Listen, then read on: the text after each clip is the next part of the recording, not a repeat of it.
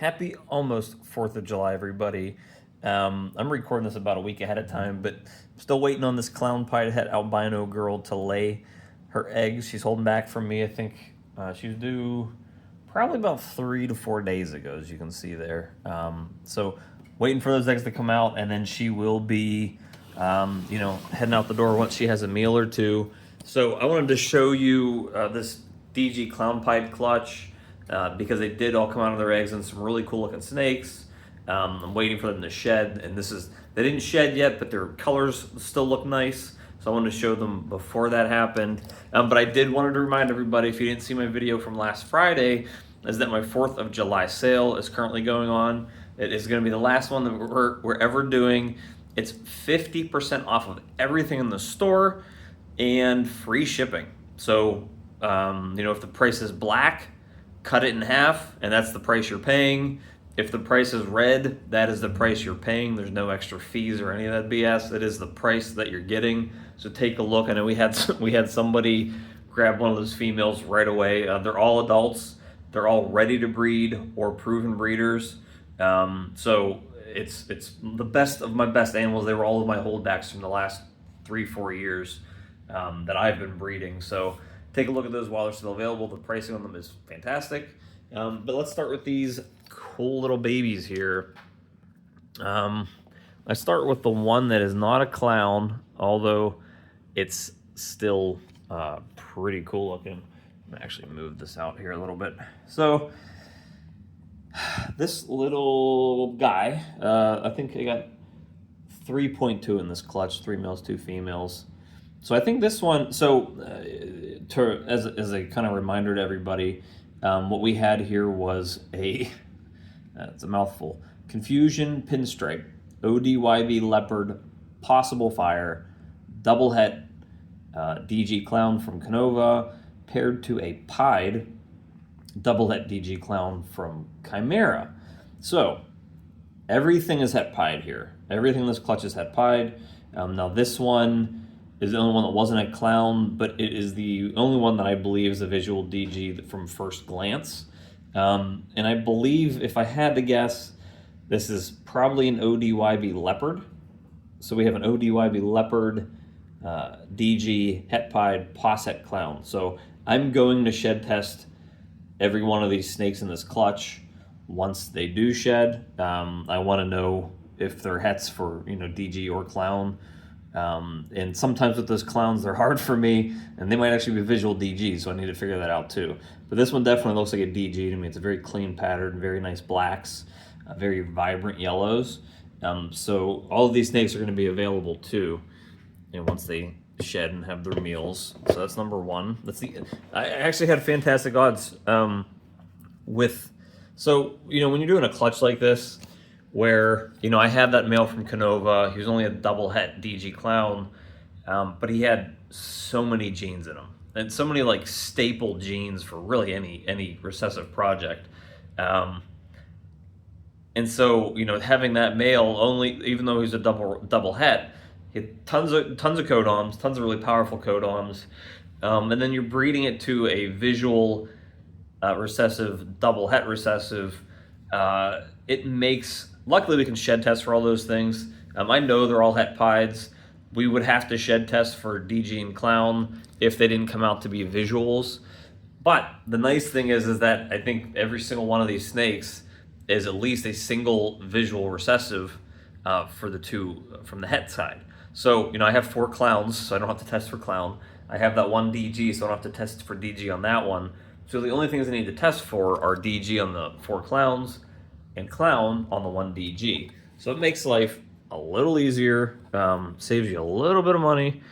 This is a female clown, the one of 2. I believe that's a yellow belly.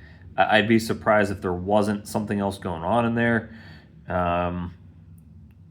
I still need to ID these formally. I just wanted to kind of give everybody a sneak peek of what was going on here. So again, clown het pied, posset DG, or posset DG. I will shed test, see if it's maybe even.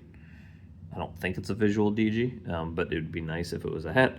So it's going to be a really cool snake for somebody. And here come all the best ones. These are the next three are the ones that I really like. This is the other female. This is I think this is going to end up being a pinstripe confusion. Maybe something else in there. Clown. Couldn't tell you if it's a DG or a POS het DG, but we have clown het pied at the very worst. Really cool looking snake. It's definitely not a plain pinstripe clown. There's definitely kind of screwed up the markings on the face a little bit. So I'm very curious to see what this turns out to be, and I would definitely want to see how it looks too after it sheds, because as you know, these snakes can look a little different after they do shed the first time. And these guys are really haven't even gotten cloudy yet, so they're not even really into that shed cycle. So the pattern is really cool on that one. So we'll see how that one comes out. I'm very curious to see that. This, well, look, if you can see it all the way down there. Let me get it out. Don't bite me. Sometimes they bury themselves and they try to bite you. This is a really cool looking pinstripe. Look at that. How cool that is. This is a male. A really cool looking pinstripe combo. I didn't really even look into the other genes to figure out what was going on here. I'm assuming there's at the very least 2 different codoms in there, because it's too bright, in my opinion, just to be a pinstripe. So, pinstripe clown plus. Don't know if it's DG or not, but we'll test for it. Het pied.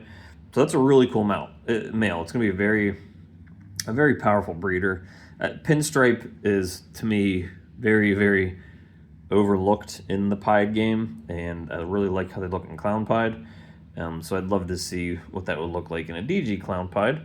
And there's potential for a bunch of extra genes in there too. So I'm not going to test these snakes for codoms, because I'm not going to waste the money doing that. I'm just going to have to, go do my best research and see what I can find out just from, kind of looking around. But this is probably the one that everybody's going to love the most. Now this is the first one to hatch, so he's a little further in the shed. As you can see, the eyes are already a little darker. But this is the Confusion Clown.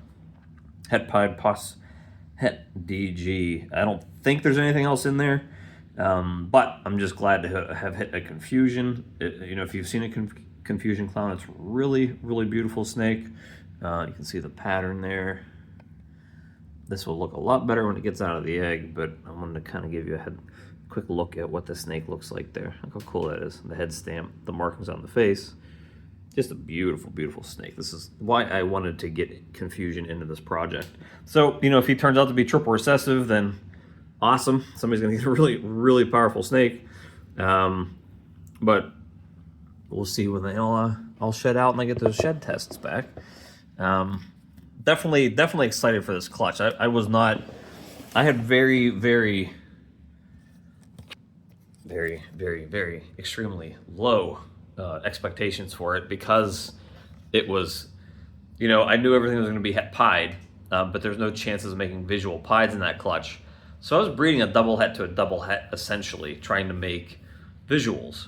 And the fact that I'm pretty sure I hit 5 visuals, and the fact that I hit 5 visuals makes the odds a little better that one of them ends up maybe being a double visual.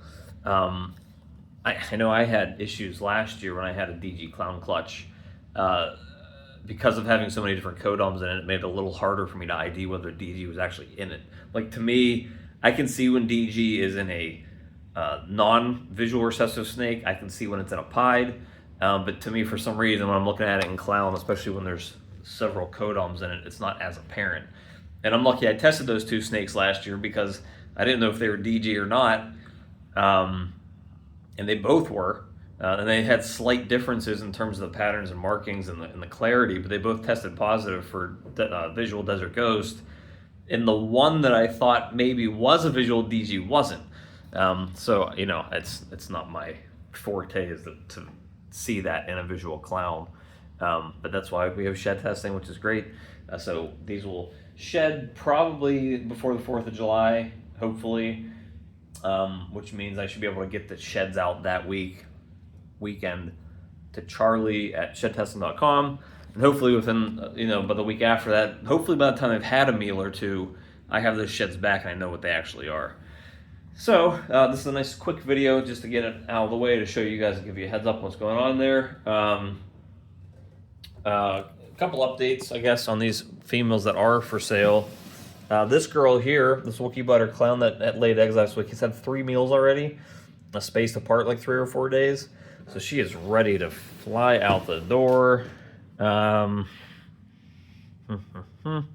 little dude here, he finally shed. This blackhead leopard Mojave. I don't know if that shows up better this time for you guys. I couldn't get him last time because he was in shed. So blackhead leopard Mojave hypopide. Het black exanthic, proven breeder. Just a crazy male. Had a proven clutch. I did shed test him for black exanthic, but he did actually produce black exanthics for me earlier in the year. He has 2 females that are gravid right now, and I'm gonna start pairing up to a third, or I guess 4th female. This one doesn't grab him, but one of a kind snake, really good temperament.